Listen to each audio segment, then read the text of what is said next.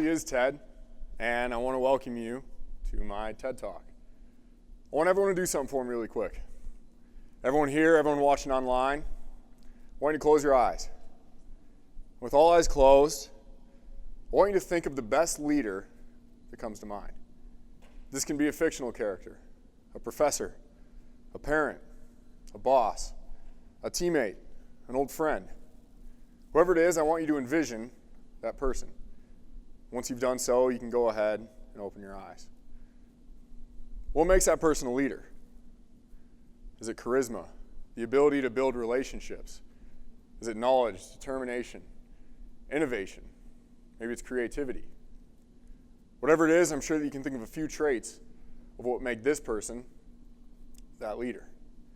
Leadership being as broad as it is, not a single set of traits make for a good leader. It's not math. It's not a formula.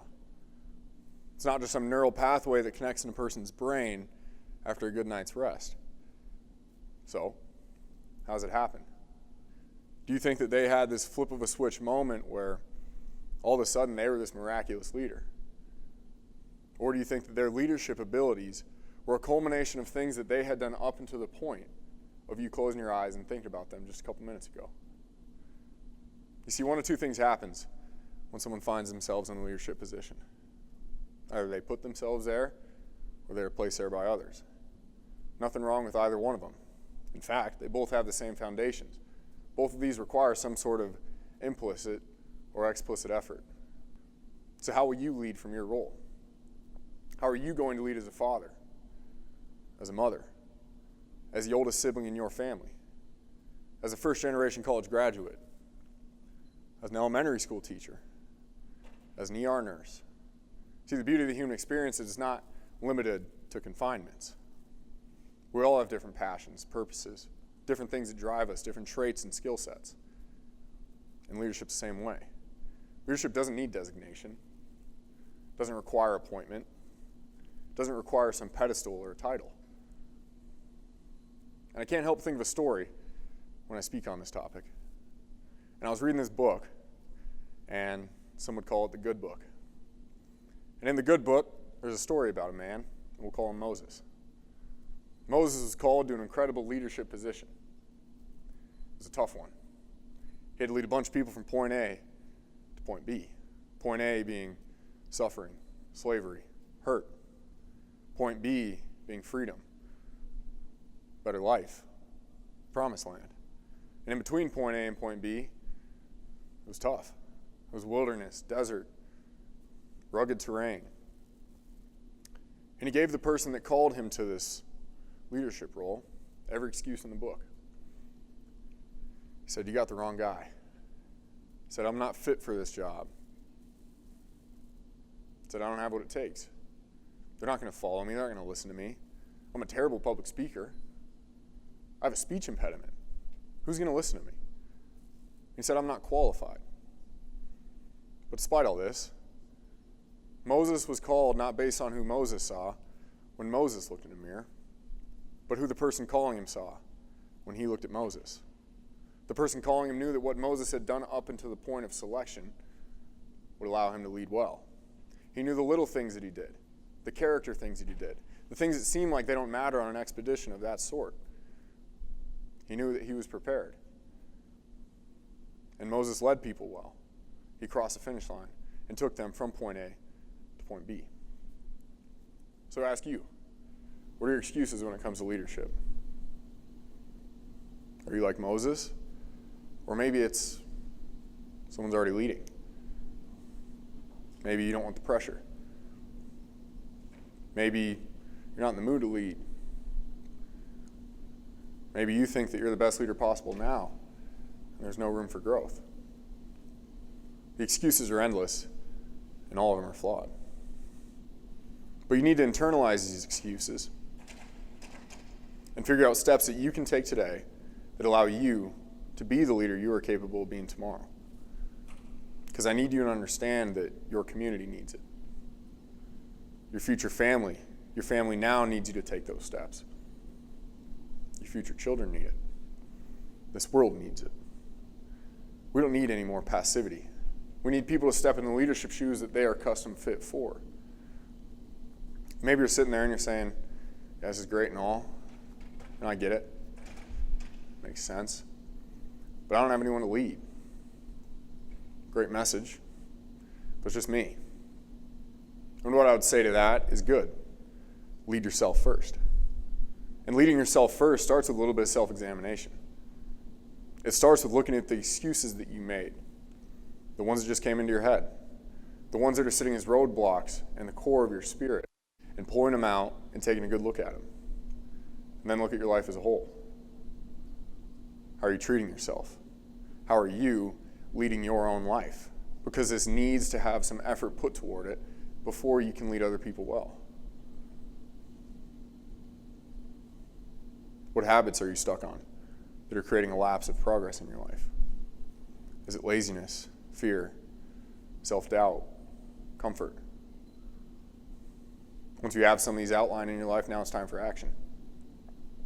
If sleeping in is killing your ability to start your day on the right foot, set your phone across the room with an early alarm. If staying up late is ruining energy for the next day, energy that you need, energy that other people need from you, put the phone down and get some real rest. If integrity in your daily habits is bleeding in the rest of your life, start by putting the shopping cart away in the parking lot. Start by telling the truth to yourself. If comfort is keeping you in a position with no way of advancing, find ways to face discomfort on a daily basis. Get up early. Have hard conversations with yourself. Take a cold shower. Address the things in your life that are enabling you to stay comfortable. And don't negotiate on yourself with any of these things. You want to start running? Sign up for a half marathon 6 months from now and tell everyone you know that you signed up. If public speaking is a fear, join a book club where you have to speak in front of 10 people once a month. Cater this process to the needs you leading your own life well requires. And if every single one of these understand that how you do these will be an indicator of how you can lead others. You need to lead yourself before you lead anyone else. When an authoritative figure asks us to do something in our lives, typically it gets done. If a boss says, hey, I need these reports finalized by the end of the afternoon, those papers will end up on their desk. If a teacher tells a student, hey, here's how you can get a better grade in this class. Here's what you need to do to perform better in my class. The student typically does better. See, I'm a senior captain here on the football team at the University of North Dakota. And if a coach tells you to run sprints, you get your foot behind the line and you sprint. It's easy to listen to authoritative figures in our lives because something is either riding on the completion of that task, or we trust that what they're telling us to do is in our best interest. We trust that they care for us and they want to see us succeed. So what they're telling us to do must benefit me in some way. They must know what's good for me. But do you listen to yourself? The little things that you tell yourself to do that you know will have a positive impact on your character. The things that seem like they don't matter. The little, minute things. Do you listen to those? As humans, we innately have an understanding of these small things that will create positive changes in the long runs of our lives. So when you tell yourself, hey, I'm getting up early, and I'm going to go work out, do you? You tell yourself, I'm giving up a night out this week because I'm going to study. Do you study? You say, hey, I'm more present with my family this week. Are you? You say, no fast food this week. I'm done. When you get in a time crunch and you're in a rush, do you fold? I need you to understand that you are the authoritative figure in your life. And the more you don't listen to these little promises you make to yourself, as little as they may seem, as easy as it is to hit snooze, as easy as it is to continue in the same comfortable habits, chips away at your ability to lead your own life. And you need to lead yourself before you lead anyone else. You are a product of your last 1,000 days. How you've led yourself in that time span will be an indicator of how you can lead others. Are you going to have some mess-ups in that time frame? Absolutely. Are you going to fall short? 100%. We're people. We're not robots. Give yourself some grace. But I need you to understand that you can only be who you are today. You can't be you on day 1,000. You can't be you yesterday. So how are you going to lead yourself right now? How will you treat yourself right now? Focus on that. And come day 1,000, yourself and the people around you will be strides better from it.